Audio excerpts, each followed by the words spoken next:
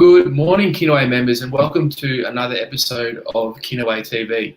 We are pleased to welcome back Adam and Carmel from Empower Digital for today's presentation. I'd like to start today's webinar by acknowledging the traditional owners of the land on which we are all meeting and pay respects to elders past, present and emerging.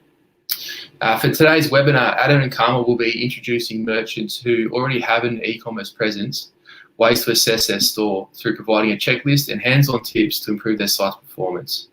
They will cover topics such as on-page, technical and general improvements, and tips on making the most of analytics and optimizing your site for search engines.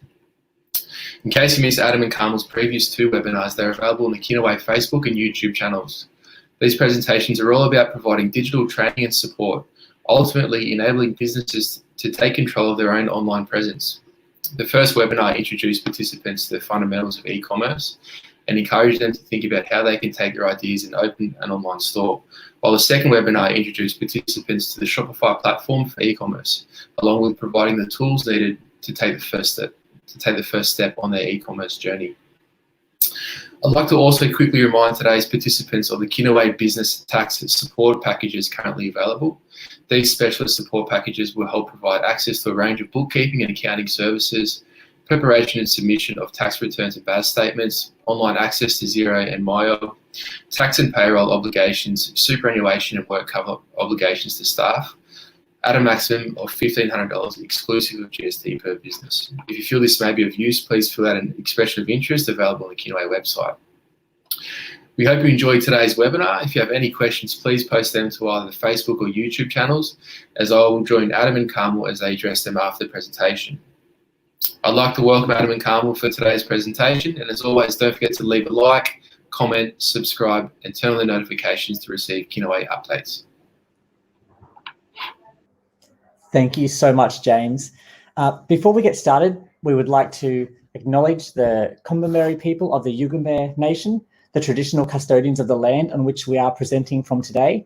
And we would also like to acknowledge the traditional owners of the land on wherever you might be watching from.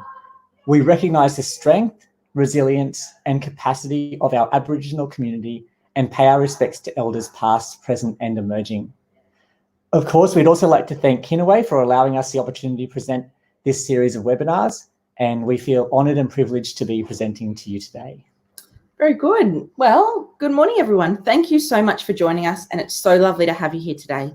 So we are Adam and Carmel Wooding from Empower Digital, and today we're going to help you to check the pulse of your e-commerce store to make sure that it's the best that it can be. So we've got some assumptions. Our assumption is that you may already be running an e-commerce site of some kind, but of course, you're more than welcome to be here if you're not at that point just yet. We also want to acknowledge that we will particularly be referring to the Shopify platform today, although most of the content that we will be using will be relevant to your store no matter what platform you're on. So a little bit of our background. You can see on your screen our beautiful caravan and car. Adam and I began Empower Digital last year. We're really passionate about helping Australian small businesses succeed. So this year, that's where we're meant to be. We were meant to be in our caravan, traveling around Australia, bringing our small business workshops to regional communities. Obviously, COVID had other plans, but it's been a great experience for us learning how to pivot and then being able to work with businesses both one-on-one and in webinars such as these throughout Australia remotely. I'm a proud Yorta man who has been working in e-commerce and small business for over 15 years. My first experience with e-commerce was helping my dad transition to selling online. And I think it was this experience of seeing firsthand how e-commerce can transform not only small businesses, but small businesses owners' lives, and seeing that firsthand of how it positively affected my family is where my love of e-commerce began. Beautiful. Okay, so let's have a little chat about what we're going to be covering today. So basically, we've broken up the content into 3 sections to make it easier. So the first will be on-page improvements. These are the things that you can actually do to improve your content and products pages. Secondly, we'll be looking at technical improvements. So the nitty-gritty back-end changes that can help your site as well. And finally, those SEO improvements, which is all about optimizing your website so it can be found better by Google or other search engines. But before we learn anything, we need to know why we're doing it. What are we trying to achieve? So making these changes to your e-commerce store will increase trust. If our customers believe in us and we show them that we have products that can genuinely improve an aspect of their lives, look, they're going to be much more likely to transact with us, or even better, recommend us to others. Similarly, so if we make simple changes, it makes our store easy to use and navigate, and that reduces barriers to customers purchasing from us. And of course, let's face it, we want to make increased sales. Our e-commerce store needs to work for us, and we need to see the benefits of our labor. So let's get started. So the first aspect that we're going to talk about today are on-page improvements. We're going to start off looking at the homepage. And for this example, we're going to be looking at a store, one of my favorite stores, which is Koala Mattresses, which is a fantastic Shopify store. So your homepage is really important as it's mostly the first impression your customers get of you and your business. So with that in mind, you need to look at your homepage from the point of view of a customer that has never engaged with your product before. So think about the experience of landing on your homepage for the first time. Is there a clear path that both informs customers and makes it easy for them to take the next step that you want them to take? Another way to describe this is customer workflow. So as we talk through this, I want to show you this store, so Koala Mattresses, which is an absolutely fantastic store built on the Shopify platform. So after seeing your logo or banner, having a clear and brief description of who you are and what you do on the homepage is really beneficial. So highlighting your products or collections on the front page is a great idea, but it must be followed with a clear call to action for customers. So for example, Koala's core product is their mattresses. And you can see at the top of the page, we have a clear descriptive sentence and then a button that will take the customer to the product page for more in-depth information. So if I scroll down, I can see the organization of products. So all the things that Koala does really clearly with the same call to action path consistently throughout the page. So this allows customers who may not know exactly what they want to browse.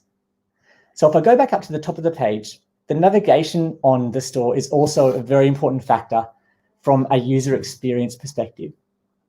So we can see with Koala that they haven't listed all of their products across the top. They've broken it down into sensible groupings that make it easy for a customer who knows what they're looking for to find the products that they're interested in.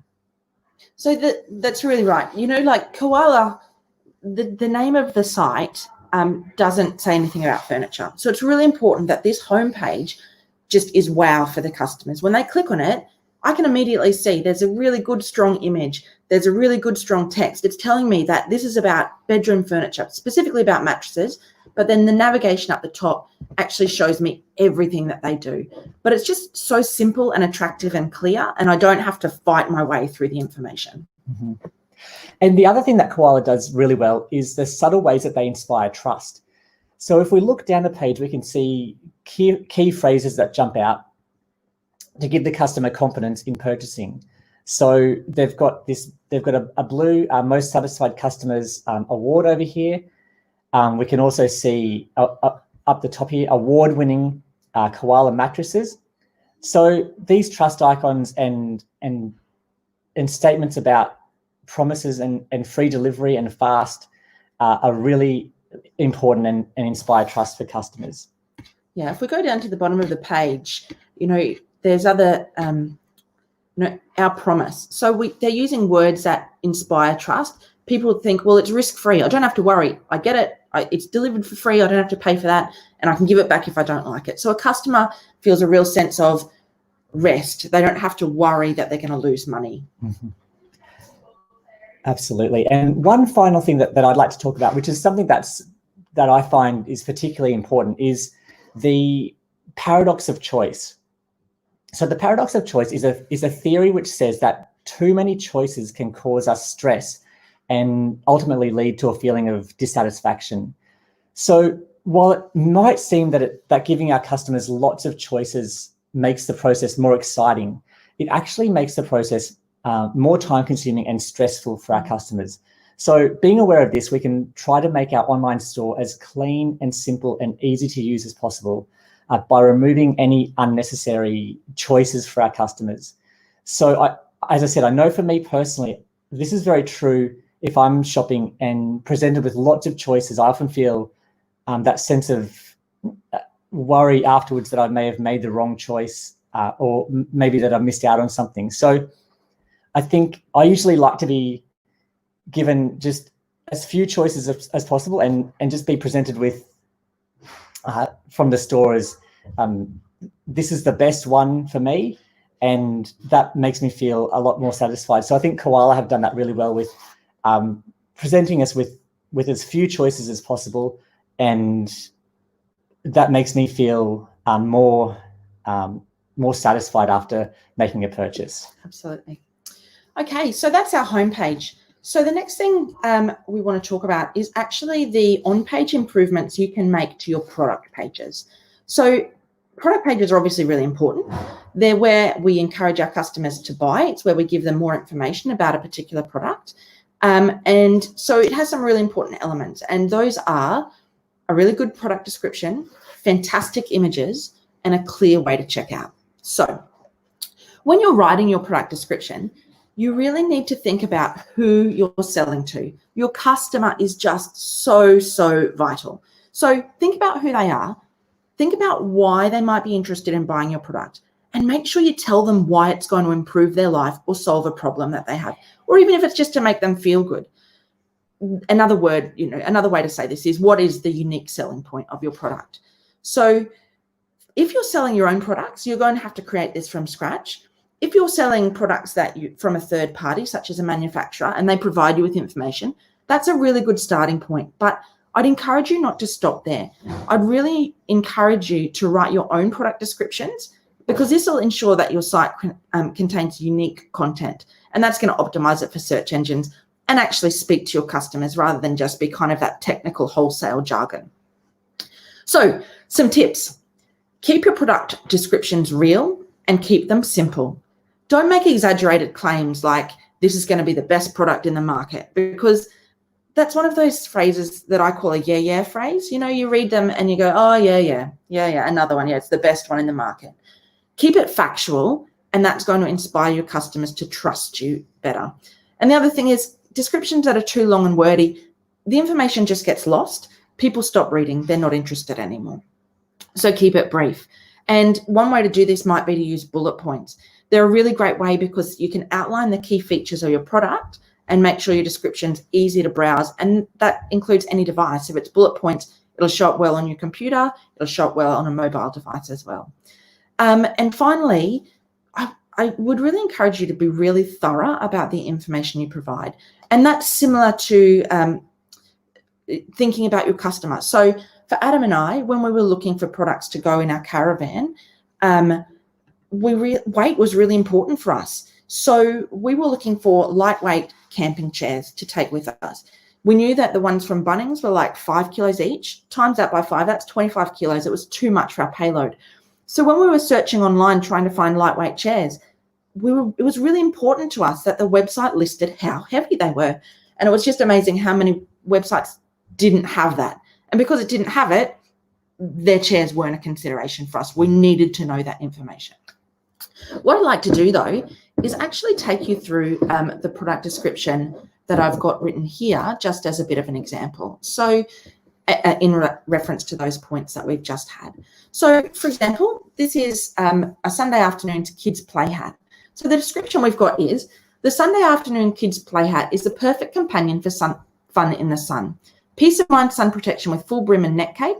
Keep it on the head with sizing adjustment band and breakaway chin strap. A hat to last with stain-resistant fabric and floatable brim. Sizing options to ensure a perfect fit, and it goes to list the sizing options there. So when writing this product description, I thought about who it was for. Who's going to buy the hat? Well, it's going to be a parent buying it for their little one. What's going to be important to them as a customer? Number one, it needs to keep the sun off. It needs to be good protection. Number two, well, I know that my kids never kept a hat on their head when they were little. And if I'm buying a hat, I want to know that it's going to stay on their head. And kids grow so fast. And if I'm buying something, it would be nice if it lasted me more than just one season. So those 3 pain points are actually all addressed in that product description. You know, it's sun protection factor, how it's going to be easy for you to keep it on your little one's head, and how is it going to last me a long time. So by thinking through what my customer is going to want, I was able to address all of their concerns in a very brief product description. Okay, the next thing that we want to look at on our product pages is our images. So you'll see over here that there's many, many images on our product pages. I would just like to say right now that good quality images are invaluable. It's how your customers get to experience your product. The best way I've seen it described is, usually when we go into a physical store, we have all of our senses helping us to informing us on whether or not we want to make that purchase. So I'll go up, I'll actually pick the hat up, I'll feel the quality of the product, I'll give it a wiggle, I might even pop it on my kid's head to see that it fits. Unfortunately, with an online store, I can't do all those things. So my images need to give a real sense of the product to my customer. So I would encourage you, if you have the financial means, it's really worthwhile to pay a professional to take your images for you, just to get that exquisite quality. If that's not in your budget, it's okay. There are tools that you can use yourself. So for smaller products, you can buy light boxes that can create a really good image environment for you. They're pretty cheap or reasonably priced on eBay, but there's also lots and lots of tutorials online on how to take good product photography. And Shopify itself actually has a great tutorial on its Compass platform, and we'll try and include the link to that in the comments after this is published, so that you can actually go on there and have a look yourself. The other thing you'll see on our image page here is we've included a video. And again, that's simply just to show a use case scenario of the hat. It kind of gives, oh, well, excellent. That little girl's got it on her head. She's happy. You know, she's out in the sun. It's a bright, sunny day. And it kind of just enhances that experience. So don't be afraid to use videos. There's some really cool features that Shopify's looking into and bringing out, such as augmented reality. So there's the facility now that if you sell lamps, you can actually have a technical wizardry. It does take a bit, but you could actually have it so that a customer could hold up their phone to their bedside table and see what your lamp would look like sitting on their bedside table. So again, it's just immersing the customers in that product experience, convincing them that, yeah, this is something I want. Now, finally, on that page, you'll see that you can have a really clear add to cart and buy it now button. So for a customer goes, yeah, I want this, it's not hard for them to find out how to get it. It's right there in front of them. And most Shopify themes do this really well with really large buttons. If you're using a different platform, just check your site to make sure that, you know, it's really front and center. If I want to buy it, that's how I do it. Fantastic. Now, before we leave the product page, there's something that's not actually on the page, but it makes sense to talk about it here. And that is adding alternative or alt text to your images. This serves a number of factors. So it describes what the image is for search engines. It also provides accessibility for members of the community who may use screen readers, such as the vision impaired. And it also improves the chance of your image appearing in Google search results. When you do a Google search, at the top, there's a lot of image results now. So if you can get your products appearing in those image results, even better. So I'd just like you to show you how to do that alternative text. So in Shopify, it's really, really easy. On your product page, when you're looking at your media, you simply click on them. And over here, this is the alt text, okay? And you can edit it just by clicking on it, and you can type in whatever you like there. Just some tips for dealing with that alternative text. So it should be really specific, but it needs to be kept under 125 characters long, because that's when screen readers stop reading. So if you've got a big long description, you know, someone using accessibility features and it cuts off halfway, I'm sure it's really annoying for them, but it also doesn't get your message across. Okay, thank you very much. Fantastic. Okay, so just jumping back onto our slides here.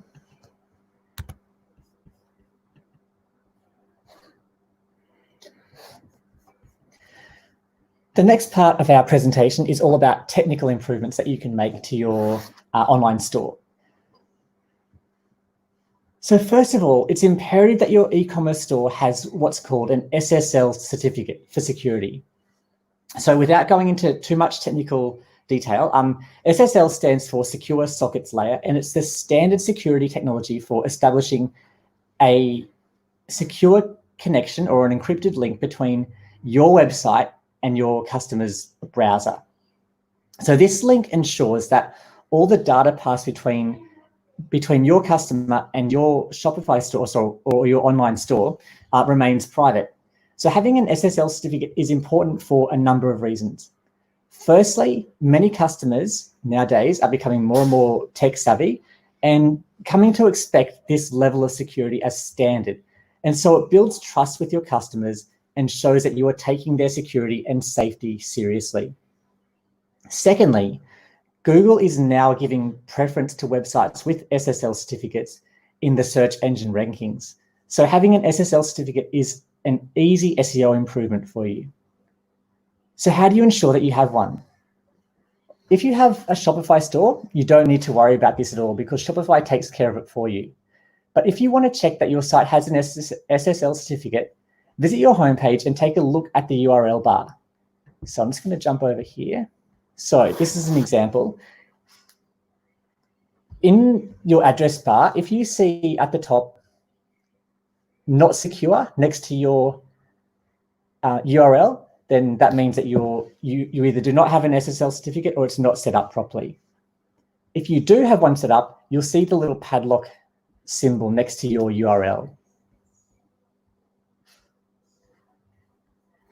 Yeah, So as Adam mentioned, it's really easy to see, and a lot of customers just look for it now, like it's just become standard, really. Exactly. So if in order to check if you do, if you don't have an SSL certificate set up, then the first thing that you should do is check if your if your online store platform has an option to just turn that on. Otherwise, if you don't have that option, then just check with your hosting company and they should be able to help you to get that set up. So the next way to make technical improvements to your site is by ensuring that your theme or template is up to date.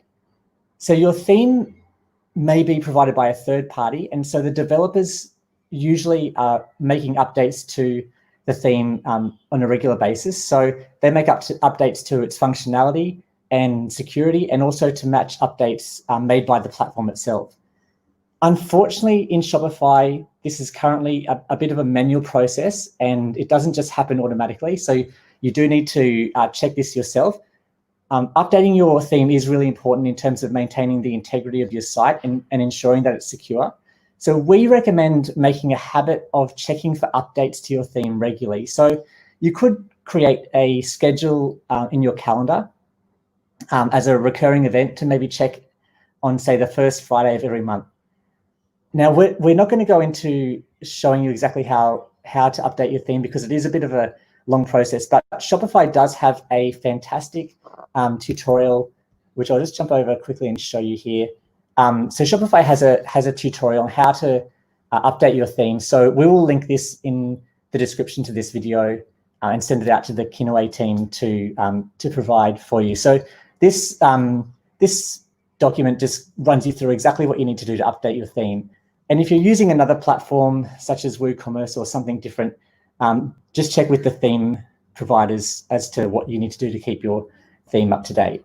And keeping in mind, I'm sure I'm right, Adam, so updating your theme won't actually mess with your store. No, that's right. All of your, everything on your pages, even your homepage, all of that kind of stuff, updating your theme won't wipe that, it won't damage that at all. It just kind of ticks away in the back end and make sure that it's up to scratch in that area. Absolutely. The final recommendation that we have in this section is all about ensuring that your site remains lean by deleting any unused apps. So Shopify, and I know that other e-commerce providers as well, have a huge number of third-party apps or add-ons that you can install, which increase the functionality of your site. And while it's great to use these apps, it is best practice to delete any that you're not using anymore, so as to ensure that your site maintains the best possible speed and load times that it can. So to remove apps in your Shopify store, you'll see the apps section on the left-hand side of the screen. So I'm just going to jump over here and open that up. So over on the left-hand side of your Shopify admin, there is an apps link. And in here, you can see the list of apps that you have currently installed. So sometimes as a merchant, we install apps and then down the track, we move on to something else and no longer use them anymore, or whatever reason, sometimes we can end up with apps in here that are no longer used. So it's just really easy to come over here, and over on the right-hand side, you'll see next to each app, there's a delete button, and you can just click on that delete button and go through the steps to remove the app, any unused apps from your store. So usually you'll get asked for some feedback as to why you're not using it anymore, and it's just a case of deleting that app.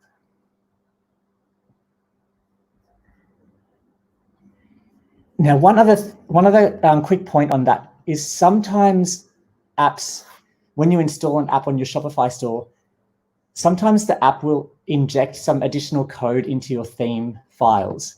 And when you delete apps, sometimes that code doesn't just get automatically removed. So it's an important step as well, just to check with the theme developer for that particular app, to just check if they have added any code onto your store. And how would you recommend doing that? In Shopify, all app developers, you can find their contact details on the app page in the App Store. And I recommend just getting in touch with just send them a quick email to check if there's any additional code that's been added onto your store, and they can either give you the steps to remove that, or sometimes they'll even remove that for you. Excellent. Can you just go back to that app screen for me for a sec? Thank you.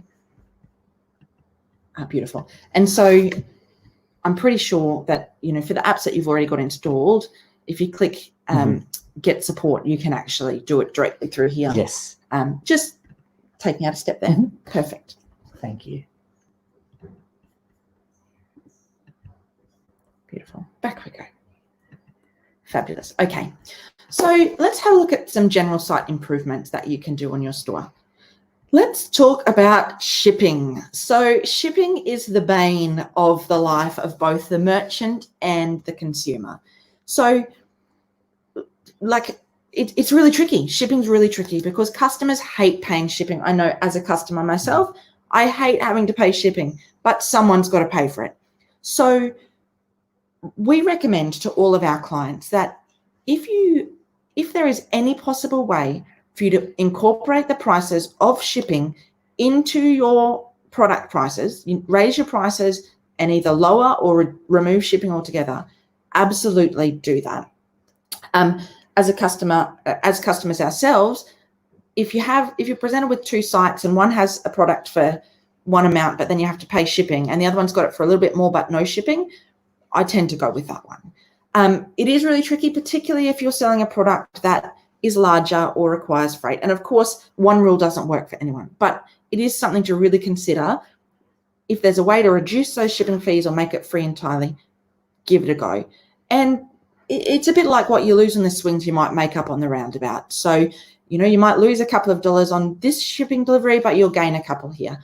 So, it's something that you have to work out in your own business, but it really is something to consider. Similarly, one way to kind of to lower those highs and lows is to think about having shipping as a flat rate when someone reaches a certain threshold. So, if you spend $150, shipping is free, or that kind of thing. So that might be a way to incorporate it for yourself. Another thing that is really important to me, and I know that this can sometimes be tricky, but I think somewhere in your store, have it clearly written what customers can expect with shipping. So if you are doing free shipping, have it blazoned across the front of your page. For me as a customer, there's nothing worse than not knowing anything about shipping, but finding that I have to go all the way through the checkout process, right up to the point where I almost have to enter my credit card details before it gives me a hint of what I can expect to pay. That's a real turn off as a customer. And in the e-commerce business, we're trying to prevent barriers, and that's just putting a barrier right up there straight away. So be aware that cart abandonment almost always has to do with price or shipping. So if you can iron out some of those problems, it's a really great idea to get in and do that. So on Shopify, sorry, can you get that back? Sorry, back we come. So on Shopify, I'll go back into my demo store. If I go into settings and I go to shipping and delivery, it'll actually allow me to do to have lots and lots of options there that I can enter in. So I'm losing it. There we go. So I can manage my rates, and I can choose those flat rates. I can choose weight-based rates. I can integrate with Sendle or something like that. Beautiful. Have I lost? Yeah. Fabulous. Okay. So let's talk now about our policies. So when we go to any website, generally down the bottom of the screen, we'll see our policies. So they're things like terms and conditions, shipping policies, privacy policies, website disclaimers. So often they're found in the footer of a website.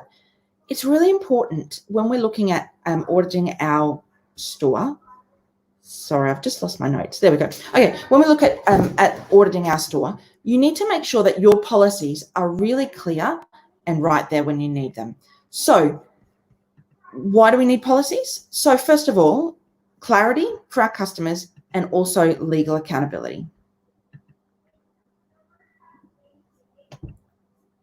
Clarity for our customers and legal accountability. So in fact, Australian websites that collect any kind of personal information from users, including their email address, are legally bound to have a published privacy policy. And similarly, Google checks if your website has a privacy policy and will penalize you in the search results if you don't. So while our other policies may not be required legally, they're still a really good way to build up trust and transparency for our customers. And it also backs you up if you ever find yourself in a situation with a customer and you don't know what to do. For example, maybe if a customer is asking for a refund for a change of mind, you can refer them to your policy, which may have clearly listed that change of mind returns are welcome, but customers are required to pay for the shipping of that. Fabulous. Okay, Shopify makes it really, really easy to update your policies. And the way to do that, it's twofold. If you're using Shopify, you can actually do it within your online store itself. So I'll show you how to do that now without losing anything this time, hopefully. Okay, so I'm going to go back to my store and go into, I'm back in my settings. Okay, and I'm going to go to my legal. There we go. Perfect.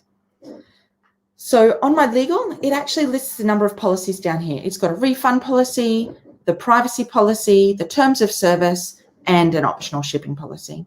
So what I can do is you can create your own and cut and paste, but you can actually also use the templates that Shopify provides. You'll see that Shopify will automatically, so I'll say here, replace with template. Okay, and I can replace that policy. And what it actually does is it takes the information from my setup of my Shopify store, including my legal name, my address, my contact details, all of those things, and actually insert it into a standard policy. Now, please keep in mind that policies become legally binding. So it's really important to actually read through that and make sure that you agree with everything that it says for your business. Alternatively, if you're doing something that's a bit out of the box or a bit tricky, then it may actually be better to seek professional legal advice, because you just don't want to get caught on something like this. If you're not currently using Shopify, Shopify still can help you out with policies, and we do that.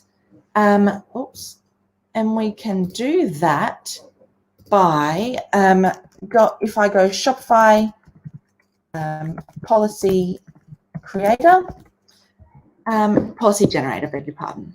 Okay.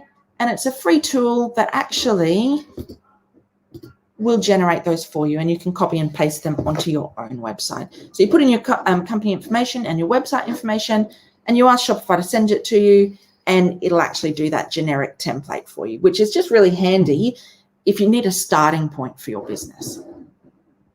Okay. Thank you.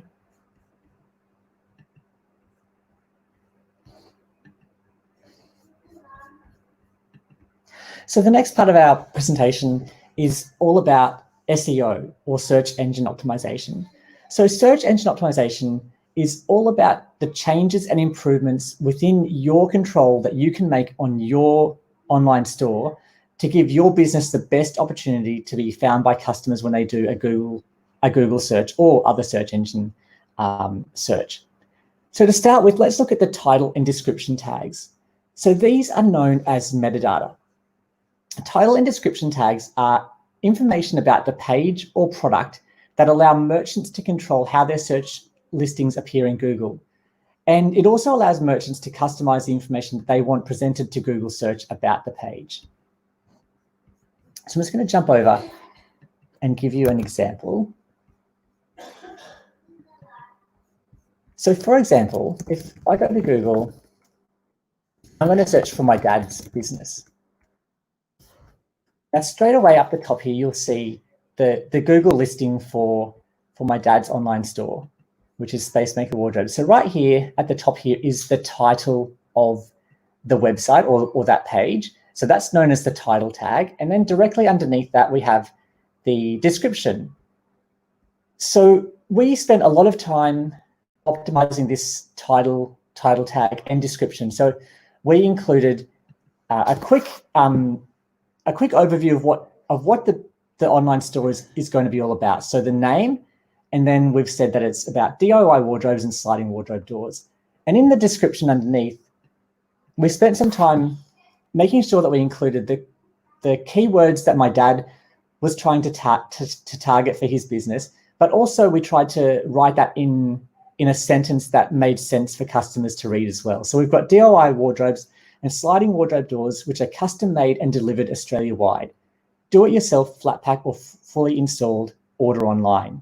So we've tried to include those keywords that customers might be searching for and made that in a way that makes sense to customers to read as well. Absolutely. I think when we're looking at search engine optimization, in the olden days, it used to be really handy to kind of load these kind of things with your keywords and just have a keyword after another. Google is now penalizing businesses for doing that. It wants you to be writing for your customers. And so that title and meta description, there is a character limit you'll see also, but make sure that you're writing in customer readable text. Definitely. So to access the title and meta description in Shopify, from your admin area, if you click on Online Store under Sales Channels and then Preferences, here are the two fields for your homepage title and homepage meta description, where you can write your own custom title and description about your online store. And that title and homepage meta description are what is shown exactly here in Google when somebody searches for your online store. Now, there's one other important area as well that you have access to in Shopify, and that's title and descriptions for each individual page or product. And to access those, so for example, for a product title and meta description, if you jump onto your admin area and click on products, and then click on each individual product that you'd like to customize, right down the very bottom of the page, you'll see Search Engine Listing Preview. So a little panel down here that gives you a preview of what that particular product or page is going to look like in a Google search. And the reason that this is important is that sometimes if you have a title of your product, say black leather bag like this, it can be useful to add some extra information about that product in the page title here that won't get shown on the product page, but will get shown to Google. So you can add some extra keywords to this page title, and you can also add some extra information down in the description area, such as some keywords or other important information that it might not make sense to have up in your description up here, but could be useful to have in a Google search listing. So those can be in Shopify, can be customized for every single product or page all throughout your entire store.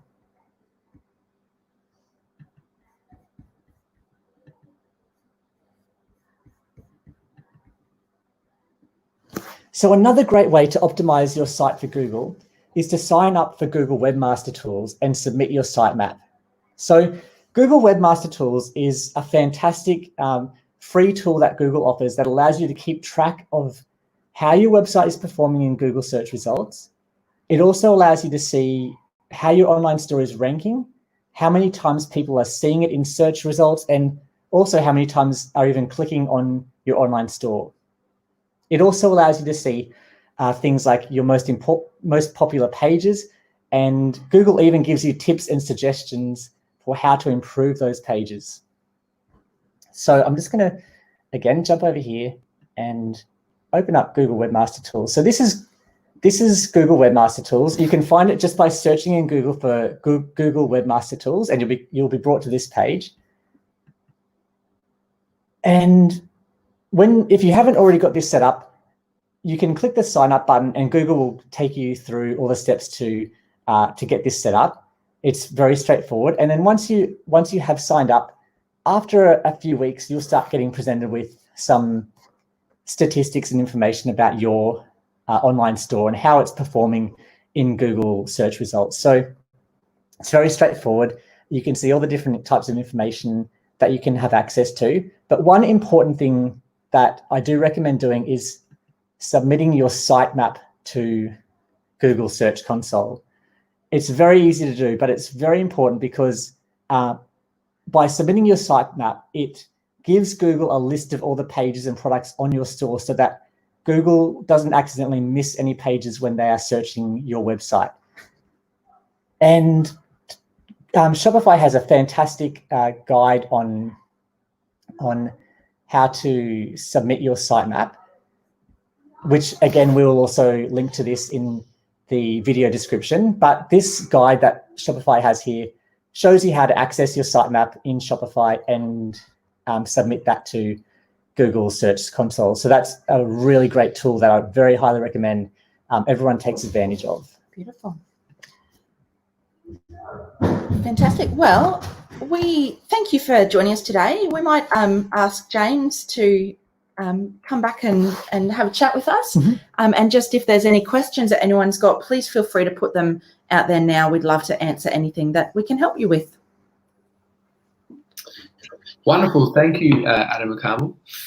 Some really helpful stuff there on ensuring your online presence is really functioning efficiently. So, yeah, super helpful. And I believe we do have a few questions as well.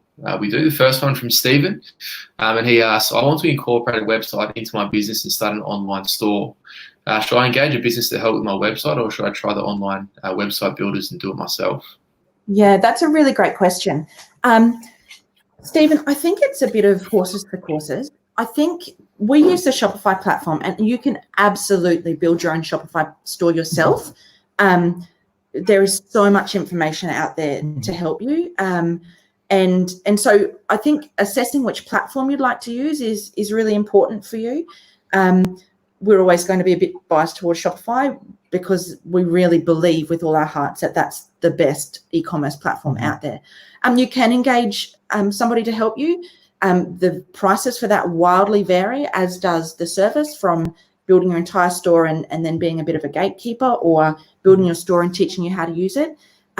Of course, if you would like any advice, we're really happy to chat with you. Please reach out to us, and we can also set you up with a back-end trial of Shopify so that you can have a play and see if it suits you as well.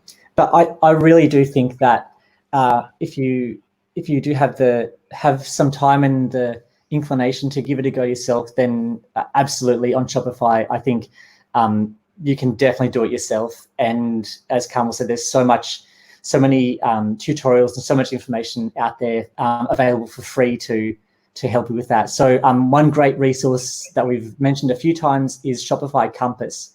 So we will link to that, send out the link for that, but just search for Shopify Compass, and that is full of free webinars and courses and videos and tutorials with everything you need to get started. So we definitely believe that you can do it yourself. And to be honest, Stephen, I'm a real advocate. I'm a teacher librarian and an educator. So I really believe that anyone that has the time and ability to build their own store should be doing it, because then it's yours. You're in complete control. You know everything about it. If your business changes down the track, you can adapt your website to suit. I just think it makes sense. If you've got the time, give it a go. Definitely. Yeah, that's right. That's right. And it's I think it's important to note that if anyone does have any questions, they can always reach out to you, or they can reach out to us through Kinaway as well. Absolutely. Because I know these few weeks you have shared plenty of resources and websites that are free and that are of real help to these businesses, especially with the online and the e-commerce sort of presence. We have another question from Paula, and she asks, I'm looking to offer more payment methods for customers on my website, such as PayPal and Afterpay. Is it possible I can include them, and is it a difficult process? You can definitely include additional payment methods. In Shopify, it's super easy to do. You do need to sign up for those additional payment methods directly through those companies initially. So you need to sign up for an Afterpay account and go through that application process. Same with PayPal, you need to sign up with PayPal first. Then after taking Afterpay as an example, once you have been approved and your account is set up, they'll provide you with a couple of like a secret key and an API key and things like that. And then in Shopify, you can just jump into the admin area, which I can do now, and just show you just super quickly where that is, if the guys are happy with this. So from your Shopify admin area, if you click on settings on the bottom left-hand corner, and then you have a payments button here. And this will bring up all of the available payment methods that you can set up. The first one, Shopify Payments, is it's absolutely fantastic, and it gives you a few alternative payment methods right out of the box without you needing to do anything. So you can accept credit cards plus Apple Pay, Google Pay, and Shop Pay. If you set up Shopify Payments, that's set up straight away for you. Then you can activate PayPal Express Checkout. Then there are alternative payment methods here. So if you click on the alternative payment methods, you'll see that there's a huge list of available payment methods, and Afterpay is right there. If you click on Afterpay, they'll ask you for that merchant ID and secret key that they'll provide you with once your account's activated, and it's very easy to then enter those in and activate that. So. And Paula, if you're not using Shopify, if you're on another platform, it'll be a similar kind of process. You'll sign up with the vendor provider, and then you'll need to go into your store backend, and I'm sure there'll be a pathway there or resources online to help you take that next step. Yeah. Sure. Cool. So we got another one from Harrison, and he asks, should my business absorb the postage costs associated with product returns and refunds? Or should I state in the policy the customer assumes the cost? I want to enhance the customer's experience. That's a really good question as well, and one that doesn't have a clear-cut answer. I tend to think of some of these kind of questions from a moral or what's reasonable perspective. I think if there's an issue with the product, for example, it's not what was described, or it has a fault or a defect, I think that's fair that the business absorbs that cost. If the customer needs to return it because they've bought the wrong size, that's a bit of a grey area. You can probably make your own decision. If it's just, I've decided I don't like it, like I would ask the customer to pay for that return. Yeah, that would just be my logical thought progression. And I think most customers would find that reasonable. Do you have? I completely agree. We can use an example of something that happened to us recently, or not recently, a couple of months ago, where we bought something online that was very expensive, and it arrived, but it was faulty and needed to be sent back for a replacement. And that company made us pay for the the postage to send that back to them. And that kind of just left a bit of a bad taste in our mouth about that experience, because it was not our fault at all, but we were made to pay for that postage. So, and actually on that point, Harrison, I think maybe even more important than who pays for it is that communication with your customer. So for us, the communication experience was dreadful as well. But I think if your customer contacts you and say, hey, I want to return this, that's where the customer experience comes in. How do you deal with that inquiry? What do you say to them? Are you pleasant? That's really going to be what enhances the customer experience even more than who pays the money. Absolutely. Yeah, absolutely. Okay, and I believe we have one more. And this one is from Damien. Here we go. This is the final question we have from Damien. He asks, when using Google search engine optimization, do you recommend a character limit, or should we just exhaust the limit offered? Yeah, definitely. I think that not going over the limit is really important. But I think that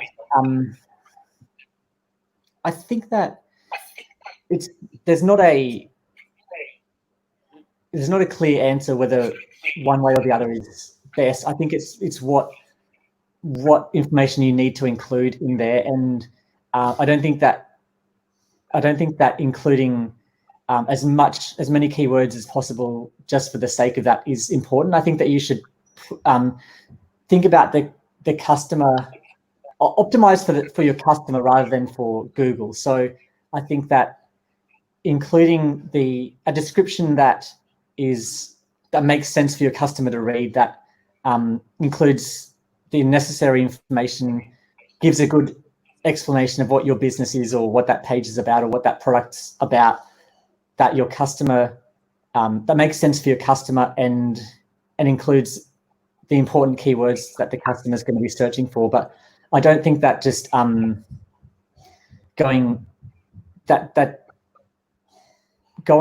over the top just to make the most of the available limits is what you should do. I think you need to optimize for your customer rather than thinking about the search engine. Absolutely. And I think just to add to that, if I may, there's no points for brevity, like it's not the shortest one wins, but it's about being really clear and descriptive and making it easy for your customer to want to go to that site, and that'll also help Google to find you as well.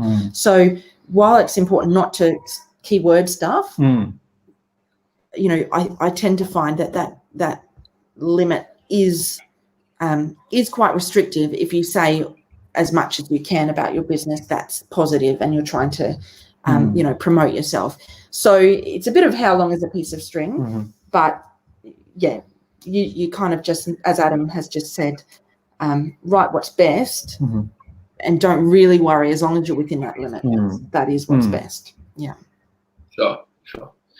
Wonderful. Well, thanks for the questions, Damien, and to everyone else that tuned in today and had any questions. I believe that will be it for today's webinar. So I'd like to thank both Adam and Carmel for some really helpful information today and for the past 3 weeks as well. From the feedback we have received, there's been some really useful information for our members out there, and they're looking to increase their online presence. And on that, I'm happy to announce that with what was supposed to be a 3-session presentation from Empower Digital, there will now be a 4th due to popular demand. So you'll both be back next Friday for an encore webinar, which we're all very excited about. So again, just want to thank you again for the past 3 weeks and for today. Thank you, James. We really enjoyed presenting, and thank you to everyone who's been watching.